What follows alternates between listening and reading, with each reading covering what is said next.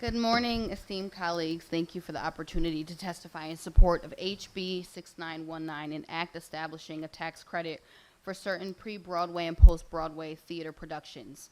The power of theater transcends from generation to generation. It has become one of the most powerful and influential art forms across the world. In the theater, you are brought into a new space each time with different characters, stage elements, props, set and costume designs, and most importantly, community. You are invited to feel. The power of theater in Connecticut is endless. We have become the launching pad for some of the most prolific artists in American history.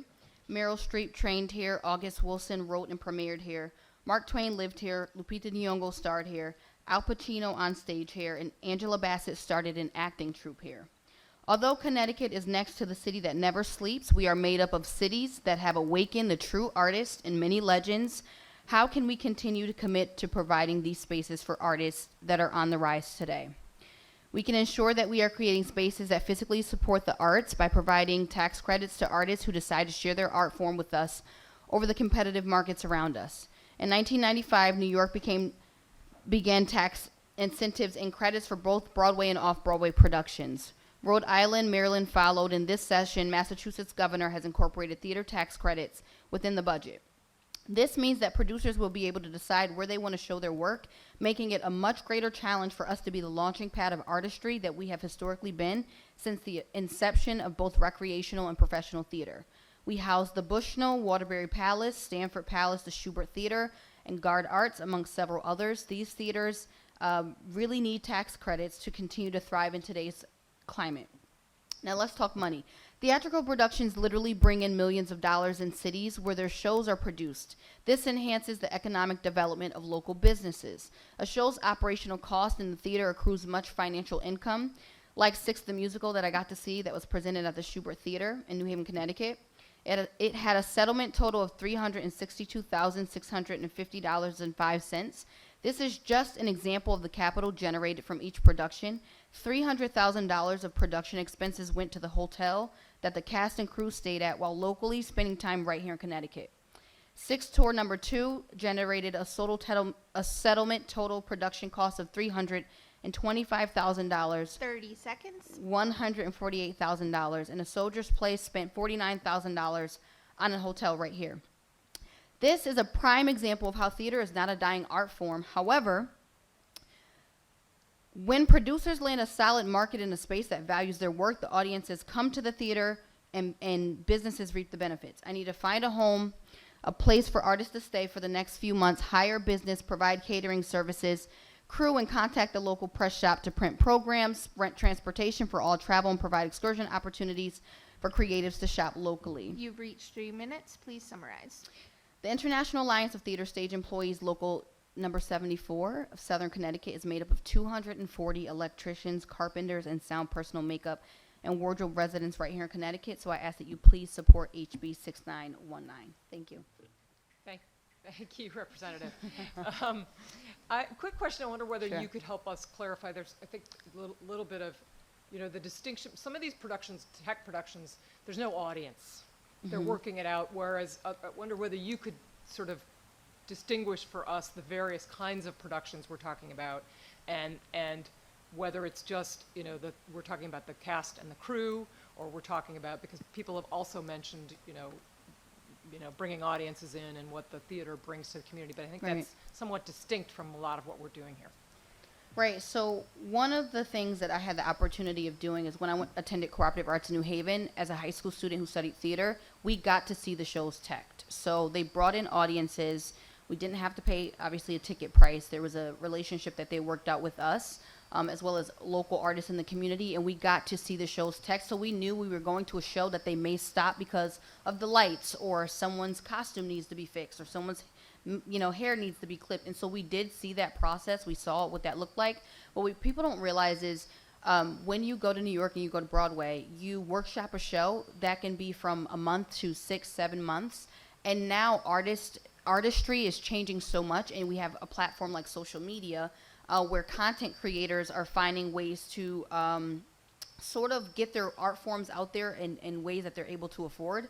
And so now people want to make their art to be accessible in other states and other locations. I love New York City, but a lot of artists would rather come to like a New Haven, Connecticut, or come to a Hartford, Connecticut, where the crowd is much different, where it's more communal, where you can incorporate high school students. Like I was a high school student who interned at the Schubert Theater as my first internship.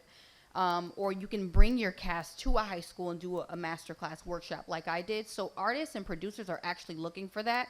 And unlike the film market, and I love film too, I actually got my start in acting doing commercials as a child, so I love film as well.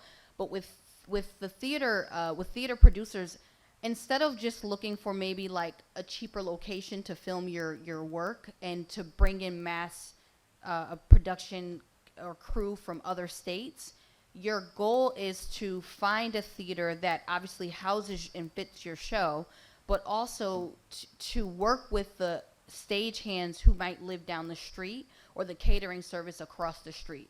So those are the like communal elements. And then with a show that may be workshopped, the pre-Broadway part of it is everyone's show ultimately can be pre-Broadway.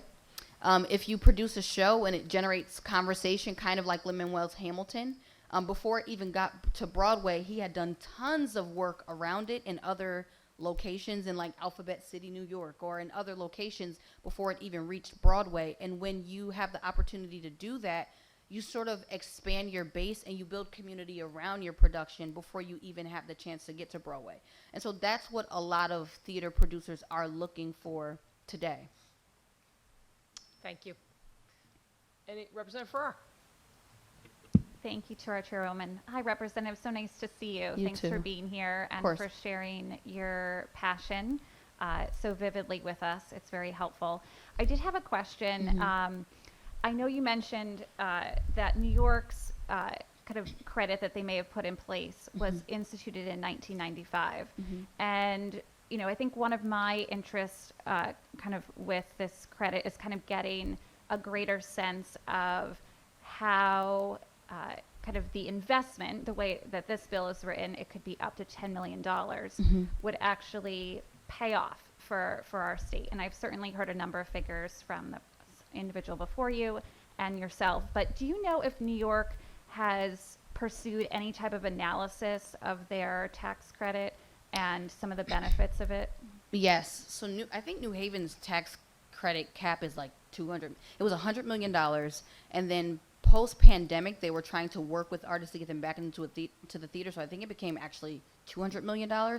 But through New York's analysis, they actually discovered that the need between a straight play, which is a play without music, and a musical is much different. So they begin to offer different incentives for different productions. I think it's like 20%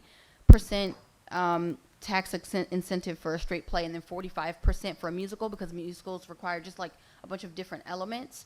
And so through their recent analysis, they discovered like not only do we have to get artists in theaters, but a lot of young artists, this is kind of actually to Senator Funfier's question earlier, a lot of young artists are becoming producers. And so they are staying in these locations that they want to produce and create their work, because they want to create what they think will get young people to the theater. And so in with New York's recent analysis, one was they realized in order to actually get young artists into the theater, they had to launch all sorts of diversity programs. And so they launched a program, actually this past Broadway session, where they brought in artists who would have never had the opportunity to perform and bring their shows to Broadway. And some stayed on Broadway for a long time, and then some kind of just had the experience of being on Broadway. I recently just saw August Wilson's The Piano Lesson with Samuel Jackson. It was phenomenal. And at the same time, while that was playing, there were other shows on Broadway from artists who it was their first play, right across the street from like August Wilson. And so what they discovered is in order for their market to be reachable and accessible, they have to give sort of the incentive to whatever production, is beneficial to that.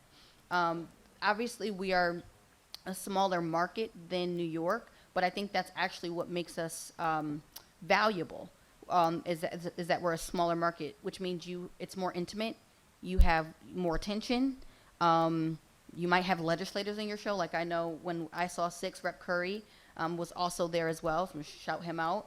And so a lot of producers are sort of looking for a space where there is actually less of a cap, which to me shows their reliability. And then they can generate sort of like a buzz around their show from the community. Thank you for that additional detail. And like I said, I'll definitely be looking further into kind of how New York has quantified the benefits of this. So thank you. You're Thanks for welcome. being here. You're welcome. Of course, I can send you information as well. That would be great. Thanks. Thank you, Representative Farrar. And stumbling over I need another cup of coffee this morning, apparently. Representative Carney. Thank you very much. Hi, Rep. McGee. Hello. I don't have any questions for you. I just want to thank you for taking the lead on this. I know you have a passion for theater. Annie you. actually premiered in Connecticut. I think it was at the Goodspeed. So, and that obviously is one of the most famous shows of all time. So I really, though, I mean, theater brings in so much economic activity. I've seen it in Old Saybrook with the Kate. People go out to dinner, they go to bars, and they spend a lot of money going to these shows. And we actually, as you said, we're the perfect location, perfect time for this. So I really just wanted to say thank you for taking the lead on this and really making people aware how important theater is to our local economy. So thanks. Thank you. Thank you, Representative. And again, thank you for your course. leadership on this and for your obvious passion for the issue. Of course. So thanks Thank for being you. with us. Have a good day, everyone. You too.